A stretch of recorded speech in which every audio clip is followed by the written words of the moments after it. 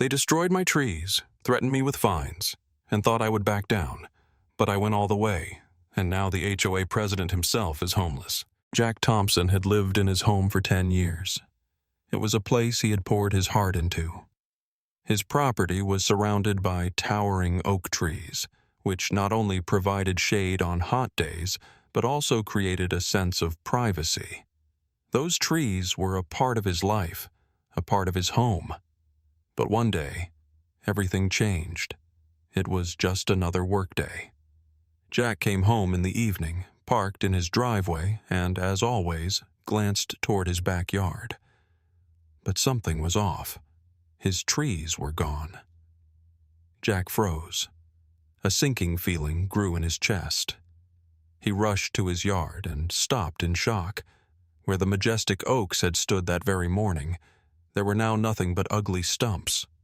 Fresh sawdust still covered the ground, and heavy machinery tracks led toward the main road. Rage surged inside him. Who had dared to destroy his trees so brazenly? His neighbor, Mrs. Harrison, an elderly woman who loved sitting by her window and watching everything that happened in the neighborhood, stepped out of her door. "Oh, Jack, I thought you knew," she exclaimed. "The workers came this morning. They said it was an HOA order, said the trees were too big and posed a safety hazard." HOA. Jack clenched his fists. He knew the HOA always tried to dictate how residents' properties should look, but cutting down his trees without his knowledge? That was a new low. Without wasting a second, he stormed into the HOA office, located at the center of the housing complex. There, he was met by the smug president of the association, Rick Wallace, a man in his 50s with graying temples, an expensive suit, and the expression of someone who thought he owned the entire neighborhood. "Ah, Mr. Thompson," Rick greeted him, folding his arms. "I was expecting you. What the hell did you do to my trees?" Jack didn't waste time on pleasantries. "Excuse me?" Rick raised his eyebrows in feigned surprise. "We acted in the best interests of the community. Your trees were over the acceptable size. They could have fallen, caused damage, and their roots could have cracked the sidewalks. The HOA made a decision, and we enforced it." Jack was fuming. "You had no right to do that without my permission. This is my private property."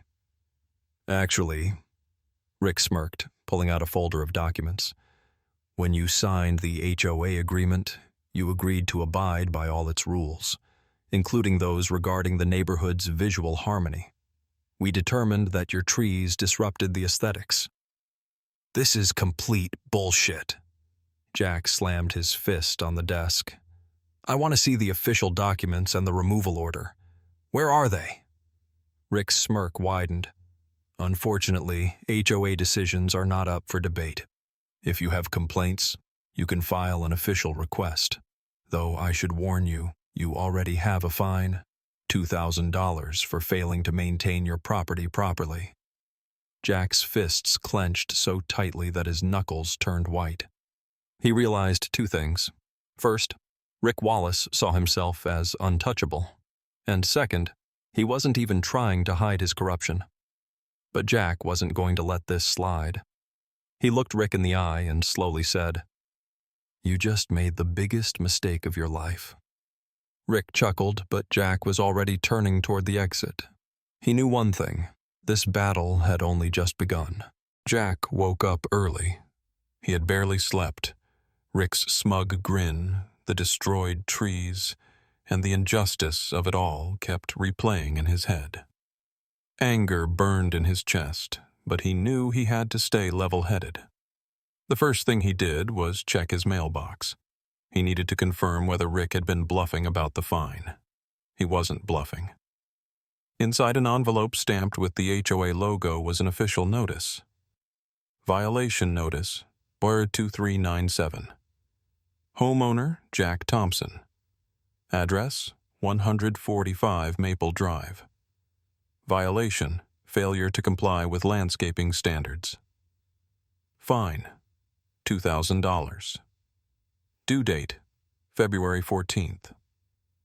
failure to pay this fine by the due date will result in additional penalties, including possible enforced collection. Jack tightened his grip on the paper. This wasn't just a fine. This was blatant intimidation. He wasn't going to pay. Jack decided to start by reviewing the HOA bylaws.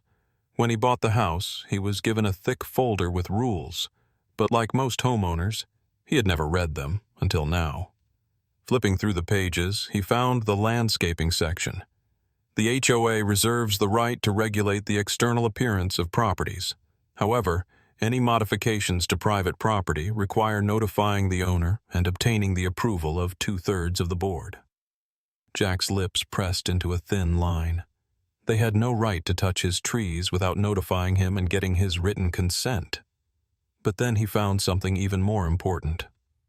Homeowners have the right to contest HOA fines within 30 days of receiving the notice.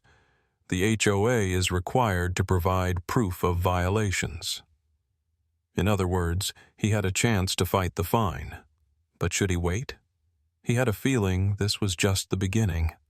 As if to confirm his suspicions, there was a loud knock at his door. Jack opened it to see a tall man in a uniform. His vest read HOA Compliance Officer. "Mr. Thompson?" The man's tone was flat, almost bored. "Yes. I'm here regarding your fine. You received a notice, but we also wanted to remind you that your property has additional HOA violations." Jack narrowed his eyes. "What violations?" The officer pulled out a tablet and read from the screen. "Your grass exceeds the recommended height of 2.5 inches. Your fence has discoloration and requires repainting. Your driveway has visible cracks." Jack barely held back a laugh. "You're kidding me." "I'm just doing my job, sir." "Well, tell your boss I'm not paying for this nonsense. Now get off my property." The officer shrugged and walked away, but Jack knew exactly what was happening. The HOA had launched a full-on pressure campaign.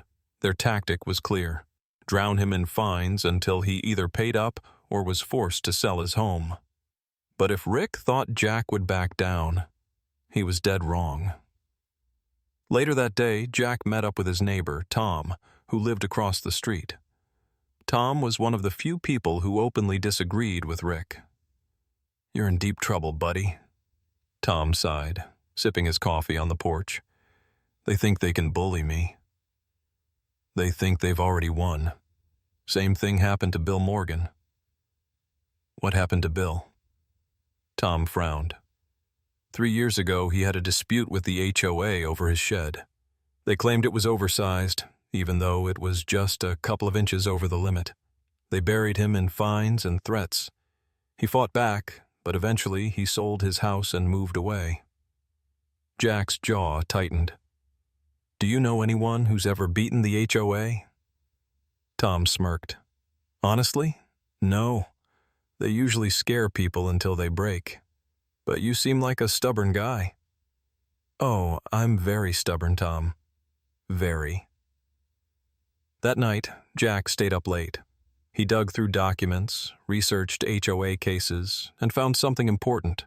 State laws limited HOA power. More importantly, his HOA's own bylaws had a loophole.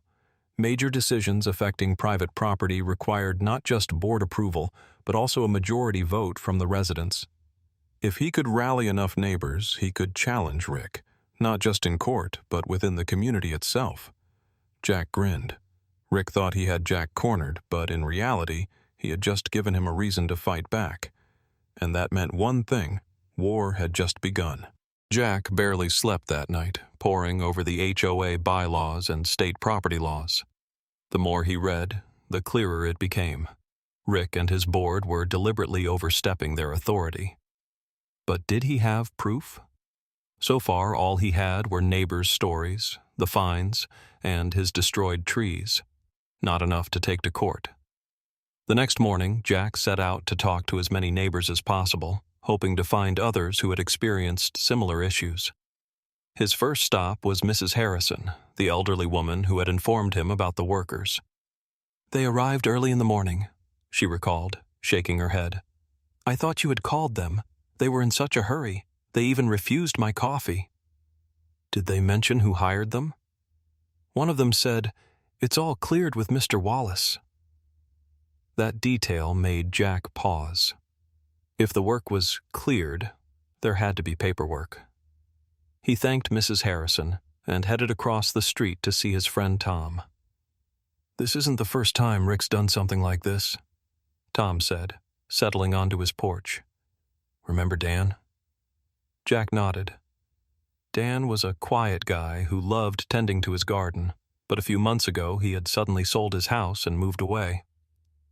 They hit him with fine after fine, first for his lawn, then his fence, then the wrong color of his shutters. When he tried to fight back, the HOA kept pushing until he gave up. And guess who bought his house? Who? Rick's daughter. For pennies. A chill ran down Jack's spine. Suddenly, the bigger picture started to emerge. The HOA and Rick were using fines to pressure homeowners into selling, then snapping up the properties through shell buyers. Jack knew he needed hard evidence. He went to City Hall to check if there were official permits for the tree removal. At the records office, he met an elderly clerk named Mr. Davis, who, after a brief conversation, retrieved the necessary files. Interesting," the clerk muttered, flipping through the pages. "Here's the contractor's report on the tree removal, but there's no signature from the property owner." "So no one gave permission?" "According to these documents, no. But there is another signature. Mr. Wallace." Jack clenched his fists. Rick had authorized the tree removal without his consent. That was a major violation. Returning home, Jack began formulating his plan. Now he had neighbor testimonies about the HOA's illegal actions, documents proving Rick signed off on the tree removal without the owner's permission, evidence of a possible real estate fraud scheme. But he knew it wasn't enough. To make a real impact, he needed more proof. And he needed to rally the other homeowners. The idea came to him instantly. He would call a community meeting to expose Rick and his HOA corruption. If he could unite the residents, it would be the first step toward victory. Jack knew that anger alone wasn't enough. He had evidence, but he had to make it public and rally the neighborhood. The HOA had ruled through fear for too long. If people realized they could fight back, Rick Wallace's power would start to crumble. His first move was to formally dispute the fine. According to the HOA bylaws, he had 30 days to submit a complaint and request a review. He drafted a letter, attaching copies of the city records that showed his missing signature on the tree removal permit, and sent it to the HOA office. Now, he had to wait for their response. But he wasn't going to sit idle. Jack began talking to more neighbors. Some were hesitant at first. Many feared retaliation from the HOA. But when he told them about Rick's scheme, using fines to force sales and buy homes through intermediaries, their attitudes started shifting. Tom was the first to back him up. "I knew something was shady," Tom said after Jack showed him the documents. "But you're the first one with real proof. People need to see this." Jack and Tom worked together to mobilize support. They organized a meeting in Tom's backyard, far from the HOA's security cameras. Around 20 people showed up, not the entire neighborhood, but enough to make a difference. Jack laid out the evidence, exposing Rick's financial fraud, explaining that if they didn't act now, their homes could be next on the list of violations. People listened, exchanging uneasy glances, some shaking their heads in disbelief. "We've put up with this for years," said a woman named Sarah. "They fine us over the smallest things, and we can't do anything about it." "We can," Jack said firmly. "If we unite, we can call them out and hold them accountable." People began murmuring in agreement. For the first time, they realized they weren't alone in their frustrations. A few days later, Jack received a response from the HOA. "Your appeal has been reviewed. The fine remains in effect, as the actions were taken in the interest of community safety. No explanation, no reference to actual rules, just another attempt to force compliance." But Jack was ready for the next move. He hired a lawyer, Lisa, a young attorney with experience fighting corrupt HOAs. After reviewing his case, she immediately said, "They have no legal basis for these fines. They violated multiple state property laws. We can file a lawsuit, but that won't be enough. They'll drag it out, hoping you give up. We need public attention." Jack knew she was right.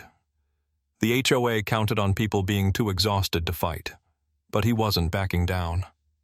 Jack and Tom took action. They printed flyers exposing Rick's fraudulent practices and distributed them in neighbors' mailboxes. Created a private social media group for residents where they posted documents and shared stories of HOA abuse. Contacted a local journalist. 1 week later, a story hit the city newspaper. Residents accuse HOA of illegal practices. The article detailed Jack's struggle, provided evidence of Rick's misconduct, and featured statements from other neighbors who had suffered under the HOA's rule. That article was the first crack in Rick's wall of power. The next day, Jack started receiving calls from other residents who had been unfairly fined. Some were still afraid, but others were ready to fight. And then, Rick Wallace struck back. HOA inspectors showed up at Jack's house, measuring his fence, inspecting his driveway, making notes on their tablets. A few hours later, he received another violation notice, this time a fine for damages to the home's exterior. A blatant threat. But Jack only grinned. He wasn't alone anymore. This wasn't just his fight. It was now the neighborhood's war against the HOA. The flood of fines that hit Jack after the newspaper article wasn't just retaliation. It was an outright attempt to break him. The HOA wanted to show its power, hoping he'd fold under the pressure like so many before him. But they had miscalculated. Instead of backing down, Jack went on the offensive. With Lisa, his attorney, he filed a lawsuit against the HOA and its president, Rick Wallace, personally. The suit accused them of multiple violations: illegal destruction of his trees, abuse of power, financial fraud, and wrongful fines. But most importantly, it aimed to prove that Rick had been using the HOA for personal gain, forcing homeowners out so he and his associates could buy up their properties for cheap. The courtroom was packed. The newspaper article had sparked outrage, and many residents now saw the HOA for what it was: a corrupt system designed to exploit them. Some came forward as witnesses, ready to share their own stories.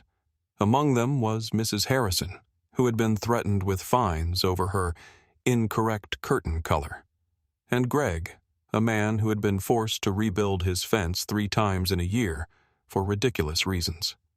Rick sat at the defendant's table, flanked by his lawyers, smirking with confidence. He had dealt with lawsuits before. The HOA always had ways to drag things out until people gave up. But this time, he had underestimated Jack. The evidence that changed everything. First, a city official testified that Rick had no legal authority to approve the tree removal. Then, Lisa presented financial records showing that HOA funds had been used to improve Rick's personal property. That revelation alone caused a stir in the courtroom. Residents had paid HOA dues, believing the money was for the community, not Rick's backyard upgrades. But the final blow came when Jack spoke. He didn't just talk about his trees. He exposed the HOA's system of intimidation. He laid out how homeowners were pushed into financial distress through excessive fines, then forced to sell their homes under duress. He detailed how Rick's own family members had bought at least 3 properties at suspiciously low prices. Rick started to sweat. He interrupted, tried to discredit Jack, but Lisa shut him down every time. Then came the judge's game-changing order. "I am requiring a full financial audit of the HOA for the past 3 years." Rick's lawyers protested. The judge overruled them. When the financial statements were reviewed, the truth was undeniable. Thousands of dollars in fines had disappeared, and the money meant for neighborhood upkeep had been siphoned off. The courtroom fell silent. Rick's face turned pale. The judge set down his glasses. "Do you have anything to say in your defense, Mr. Wallace?" Rick said nothing. Turning to the HOA's legal representatives, the judge delivered his ruling. "The court finds the HOA guilty of overstepping its authority. I order an immediate review of its bylaws and the temporary removal of the current board." The courtroom erupted in applause. Rick stared blankly at the table. His power was gone. And the worst part? The criminal investigation was just beginning. For Jack, this wasn't just a personal victory. It was the first real strike against a broken system. The trial had shaken the community. Residents who had lived in fear of the HOA for years were finally realizing they didn't have to take it anymore. But the real fireworks were still ahead. Following the court's ruling, a full financial investigation into the HOA began, and what they found was even worse than expected. Rick hadn't just been misusing HOA funds. He had been running an entire real estate scam. He had imposed outrageous fines on homeowners. He had driven multiple families into financial distress. He had purchased their homes through intermediaries, including his own daughter. He had personally pocketed tens of thousands of dollars. When the audit results became public, Rick was finished. Neighbors who once feared him began speaking out. News cameras arrived. HOA board members resigned in disgrace. Rick tried to defend himself, claiming it was all just accounting mistakes. Nobody bought it. Then came the final blow. The court ruled that since HOA funds had been misused, all wrongfully collected fines had to be refunded. But there was a problem. The money was gone. So the judge ordered the seizure of personal assets from those responsible, including Rick's house. On the morning the sheriff arrived at Rick's mansion, half the neighborhood came to watch. Rick stood on his porch, stunned, pale, powerless, as a court officer read the ruling. "In accordance with this decision, the property of Richard Wallace is hereby seized as compensation for illegal financial activity and restitution to the affected residents." Rick didn't argue. He knew he had lost. A week later, his house was listed for sale, with the proceeds going toward reimbursing the people he had exploited. The HOA, now under new leadership, revoked many of Rick's unfair rules, including his abusive fine system. Jack watched it all unfold, standing in his yard, a yard where his trees once stood. He knew he couldn't get them back, but he had won something greater. He had proven that no one, not even the most powerful man in the HOA, was above the law. And that night, as neighbors gathered to celebrate, Jack overheard someone mutter, "Karma's a real bitch, huh?" Jack just smiled.